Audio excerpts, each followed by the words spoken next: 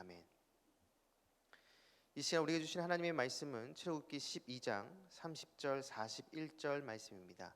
출애굽기 12장 30절 41절 말씀입니다. 거룩하신 하나님의 말씀입니다. 그 밤에 바로와 그 모든 신하와 모든 애굽 사람이 일어나고 애굽에 큰 부르짖음이 있었으니 이는 그 나라에 죽임을 당하지 아니한 집이 하나도 없었음이었더라. 430년이 끝난 그날에 여호와의 군대가 다 애굽 땅에서 나왔은즉. 아멘. 오늘 본문 41절에 나오는 여호와의 군대를 오늘 말씀의 제목으로 삼습니다. 이 말씀이 저와 여러분의 삶으로 고백되기를 간절히 축복합니다. 애굽에 임한 10번째 재앙, 장자의 죽음 재앙이 일어납니다. 이 재앙으로 바로와 애굽은 하나님께 손을 듭니다. 더 이상 하나님 앞에 완악한 모습이 아닌 하나님의 뜻대로 이스라엘 백성들을 놓아주게 되죠. 이로써 이스라엘 백성들은 바로의 노예가 아니라 하나님의 백성으로 출애굽을 하게 됩니다. 그들의 정체성이 바뀌게 된 것이죠. 그런 의미에서 우리는 이 10번째 재앙을 좀 주목해 봐야 됩니다. 이 10번째 재앙이 출애굽을 이끌었고 이스라엘 백성들의 정체성을 바뀌게 한 터닝 포인트이기 때문입니다. 앞에서 우리는 이 9번째 재앙까지 하나님께서 재앙을 내리면서 애굽과 이스라엘 백성들 사이를 구별하는 내용을 봤습니다. 바로와 애굽 사람들에게는 재앙을 내리지만 이스라엘이 있는 이 고센 땅에는 재앙이 내리지 않는 신비한 모습을 살펴봤습니다. 바로 이러한 것으로 바로와 애굽 사람들에게 하나님의 놀라운 능력을 보여줌과 동시에 이스라엘 백성들은 바로 하나님의 백성임을 보여준 것이죠. 그런데 이 10번째 재앙은 단순히 애굽 사람들과 이스라엘 백성들 사이를 구별하는 것으로 끝나지 않습니다. 처음으로 이스라엘 백성들에게 그들이 해야 할 일을 말씀하시고 그것들을 실행하도록 요구하십니다. 오늘 본문은 아니지만 출애굽기 12장 21절 22절을 보면 모세가 이스라엘 모든 장로를 불러서 그들에게 이르되 너희는 나가서 너희의 가족대로 어린 양을 택하여 유월절 양으로 잡고 우슬초 묶음을 가져다가 그릇에 담은 피에 적셔서 그 피를 문 임방과 좌우 설주에 뿌리고 아침까지 한 사람도 자기 집 문 밖에 나가지 말라. 어린 양을 잡고 그 피를 문 임방과 좌우 설주에 뿌리라라고 말씀하십니다. 그리고 아침까지 문 밖에 나오지 말라라고 말씀하시죠. 실제로 하나님께서 행하시는 이 마지막 재앙, 이 장자의 죽음 재앙이 나타날 때 문 임방과 문의 좌우 설주에 피가 없는 집은 어김없이 장자가 죽었습니다. 문에 피가 있으면 하나님께서 그 집을 그냥 넘어가시지만 피가 없을 때는 하나님의 심판이 임한 것이죠. 이렇게 10번째 재앙은 최초로 하나님께서 이스라엘 백성들의 순종을 요구하십니다. 그리고 그 순종을 행한 사람들은 이 재앙으로부터 벗어날 수가 있었던 것이죠. 앞에서 우리는 이 10번째 재앙이 이스라엘 백성들에게 터닝 포인트가 되는 재앙이라고 말씀을 드렸습니다. 이 재앙으로 이스라엘 백성들은 출애굽할 수가 있었고 더 이상 바로의 노예가 아니라 하나님의 백성으로 그 첫걸음을 내딛게 된 것이죠. 그들의 정체성이 바뀌게 된 것입니다. 그런데 이 10번째 재앙은 그냥 이루어진 것이 아니라 이스라엘 백성들의 순종을 요구합니다. 즉 출애굽하고 이제 바로의 노예가 아니라 하나님의 백성으로 거듭나기 위해서는 반드시 필요한 것이 있는데 그것은 바로 하나님 말씀에 대한 순종이라는 것이죠. 앞에서 우리는 살펴본 9번째 재앙까지의 그 모든 내용은 그냥 하나님께서 애굽 사람들과 이스라엘 백성들을 구별하여 재앙을 내리셨습니다. 혈통적으로 이스라엘 백성이면 그리고 고센 땅에 살고 있으면 이 재앙으로부터 벗어날 수가 있었습니다. 전적인 다 하나님의 은혜였죠. 그런데 이 10번째 재앙은 다릅니다. 하나님 말씀에 순종할 때 이 재앙에서 벗어날 수가 있었던 것이죠. 단순히 이스라엘 백성이라는 혈통, 고센 땅에 살고 있다는 그 사실로부터 이 재앙에 벗어나는 것이 아니라 하나님 말씀에 순종할 때 이 재앙에서 벗어날 수가 있었던 것입니다. 이제 새롭게 얻게 된 하나님의 백성이라는 이 새로운 정체성은 그냥 혈통이나 어떤 지역에 살고 있다는 사실로 주어지는 것이 아니라 하나님 말씀에 순종하는 바로 그 사람에게 주어진다라는 것이죠. 사랑하는 여러분, 이곳에 있는 우리 모두는 하나님의 백성, 하나님의 자녀입니다. 그런데 우리가 정말 하나님의 백성, 하나님의 자녀라는 것을 하나님께로부터 인정받기 위해서는 하나님 말씀에 순종해야 합니다.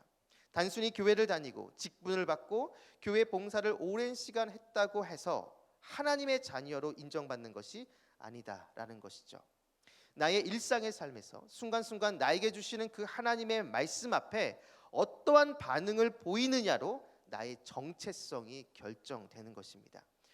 주일에는 교회에 나오지만 월요일부터 토요일까지 하나님과 상관없는 세상의 방식을 쫓아 살아간다면 여러분, 안타깝지만 그 사람은 하나님의 자녀가 아닙니다. 어떠한 상황에서도 어떠한 순간에서도 하나님 말씀 앞에 순종하는 사람, 바로 그 사람이 하나님의 백성이고 하나님의 자녀인 것이죠. 여러분 모두가 어떠한 상황에서도 하나님 말씀 앞에 순종으로 반응하는, 그래서 하나님께로부터 인정받는 저와 여러분 우리 모두가 되기를 주님의 이름으로 축복합니다. 계속해서 오늘 본문을 보면 하나님의 백성으로 첫걸음을 내딛는 이스라엘 백성들을 향해 하나님은 두 번째 새로운 정체성을 부여하십니다. 오늘 본문 41절을 보면 430년이 끝나는 그날에 여호와의 군대가 다 애굽 땅에서 나왔은즉. 이제 출애굽하는 이스라엘 백성들을 향해 본문은 여호와의 군대다라고 말을 합니다. 사실 이 표현은 오늘 본문에 처음 등장하는 것은 아닙니다. 이미 그 앞에 나왔는데요. 출애굽기 6장 26절, 7장 4절에 이미 이스라엘 백성들을 향해서 여호와의 군대다라고 표현합니다. 이미 오래전부터 하나님은 이스라엘 백성들을 자신의 군대로 보셨던 것이죠. 군인과 군대가 존재하는 이유는 싸움이 있다라는 것을 전제하는 것이고, 군인과 군대의 목적은 바로 그 싸움에서 승리하는 것입니다. 이제 출애굽하여 하나님의 백성이 된 이스라엘 백성들 앞에 마냥 좋은 일들만, 그냥 핑크빛 일들만 가득한 것이 아니다라는 것이죠. 그들이 한 걸음 한 걸음 내딛고 전진하는 것은 싸움을 위한 전진이며, 그들이 하는 모든 행동은 승리를 위한 전략적인 행동이라는 것입니다. 바로 이 싸움은 이 온 세상을 회복시킬 하나님의 구원 계획입니다. 이것을 위해 이스라엘은 구별되고 하나님께로부터 부름받은 것이죠. 바로 이것을 너무나 잘 알고 있는 악한 마귀 사탄은 이스라엘 백성들이 이 사명을 감당하지 못하도록 유혹합니다. 이스라엘 백성들이 하나님을 바라보지 못하게 하고, 그리고 주변의 우상을 섬기도록 그들을 부추기죠. 이 싸움에서 패배하도록 공격합니다. 결국 구약의 이스라엘의 역사를 보면 바로 이 싸움, 이 영적 전쟁에서 이스라엘이 패배한 이야기임을 알게 됩니다. 사랑하는 여러분, 이스라엘 백성들이 이러한 사명의 길에서 승리할 수 있는 방법이 무엇이겠습니까? 어떠한 모습이 있을 때 이러한 영적 전쟁에서 승리할 수가 있을까요? 그것은 바로 앞에서 우리가 살펴봤지만 이 10번째 재앙에서 보여줬던 바로 하나님 말씀에 따라 살아가는 것, 하나님 말씀에 순종하는 것입니다. 하나님 말씀에 순종할 때 그들은 그들의 앞에 있는 이 영적 싸움, 이 영적 전쟁에서 승리할 수 있었습니다. 그러나 출애굽한 후 그 이후의 이스라엘의 행보를 보면 하나님 말씀에 순종하지 않는 것을 보게 됩니다. 결국 이스라엘 백성들은 하나님의 심판을 받게 되죠. 이것은 우리들도 마찬가지입니다. 이스라엘에게 주셨던 이 사명과 이 정체성이 우리들에게도 그대로 적용됩니다. 예수 그리스도를 통해 하나님의 자녀, 하나님의 백성이 된 우리들도 그리스도의 군사로서 하나님 나라를 위해 싸워야 하는 그 사명을 받았습니다. 이 영적 전쟁, 이 영적 싸움에서 승리해야 하는 그 사명이 바로 우리들에게도 있다라는 것이죠. 이 싸움에서 승리하기 위해서는 우리는 나에게 주시는 그 하나님 말씀에 순종해야 됩니다. 우리가 하나님 말씀에 순종할 때 말씀이신 주님께서 직접 역사하시기 시작합니다. 이스라엘은 바로 이 사명을 이루지 못했지만 그리스도 안에서 부름받은 우리들은 이 싸움에서 승리해야 합니다.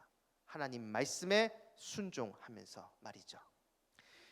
사랑하는 말씀상 공동체 성락성결교회 성도 여러분, 하나님의 자녀, 하나님의 백성은 하나님 말씀에 순종하는 사람들입니다. 교회를 몇십 년 다니고 교회 여러 곳을 봉사한다 할지라도 그가 자신에게 주시는 그 하나님 말씀에 순종하지 않는다면 그 사람은 교회 안에 있지만 안타깝지만 그 사람은 주님과 상관없는 사람입니다. 주님께 인정받는 사람은 주님의 말씀 앞에 순종하는 사람입니다. 그리고 주님의 말씀에 순종할 때 우리는 우리 앞에 놓여 있는 그 영적 전쟁에서 승리할 수 있습니다. 구원받은 우리는 그리스도의 군사로 부름 받았습니다. 그리스도의 군사로 우리가 감당해야 될 영적 싸움이 있는 것이죠. 그 싸움에서 승리할 수 있는 방법은 주님을 온전히 의지하고 주님의 말씀에 순종하는 것입니다. 하나님 말씀에 순종하는 사람이 바로 하나님의 백성이며 하나님 말씀에 순종할 때 우리는 우리에게 맡겨진 그 영적 싸움에서 승리할 수가 있는 것입니다. 바라기는 이곳에 계신 여러분 모두가 오늘 이 말씀을 기억하시면서 하나님 말씀에 순종함으로 하나님의 자녀로 인정받고 우리에게 맡겨진 그 영적 싸움에서 매일매일 승리하는 저와 여러분 우리 모두가 되기를 주님의 이름으로 축원합니다. 기도하겠습니다. 우리의 모든 것 되시는 아버지 하나님, 오늘 우리에게 말씀을 주시고 이 말씀을 붙잡고 기도하게 해주심을 진심으로 감사드립니다. 매일매일 나에게 주시는 하나님 말씀에 순종하게 하여 주시고 그 말씀으로 내가 감당해야 될 그 영적 싸움에서 승리하는 모습이 있게 하여 주옵소서. 우리의 대장 되시는 말씀이신 주님을 더 의지하는 우리 모두가 되게 하여 주옵소서. 오늘 하루의 첫 시작입니다. 우리 모든 성도님들과 오늘 하루 동안 함께 해주셔서 길의 위험과 사람의 위험과 여러 환경의 위험에서 우리를 지켜주시고 무엇보다 우리 마음 가운데 우리를 끊임없이 유혹하는 음란과 거짓과 교만과 탐욕의 유혹에서부터 건져 주옵소서. 감사드리며 예수님의 이름으로 기도드립니다. 아멘. 공동 기도문입니다. 지금 들은 말씀이 내 삶으로 이어지게 하옵소서. 동네 샘매줄 성경 속으로 말씀 묵상을 통해 하나님의 은혜를 충만하게 경험하고 거룩함에 힘쓰는 말씀상 공동체가 되게 하옵소서. 한 주간의 삶 속에서 모든 성도님들을 지켜주시고 성령님과 동행하는 은혜가 있게 하옵소서. 육체의 질병과 마음의 질병으로 아파하는 환우들을 치료의 손으로 어루만져 주시고 회복시켜 주옵소서. 우리나라의 정치 경제가 안정되게 하시고 하나님의 정의와 평화가 강물같이 흐르는 나라가 되게 하옵소서. 러시아 우크라이나 전쟁이 종식되게 하시고 이 땅에 하나님의 나라가 하나님의 평화가 임하게 하옵소서. 이 시간 함께 나누는 공동 기도문과 각자 가지고 나온 개인의 기도 제목을 놓고 기도하신 후에 삶의 자리로 나아가도록 하겠습니다. 기도하시겠습니다.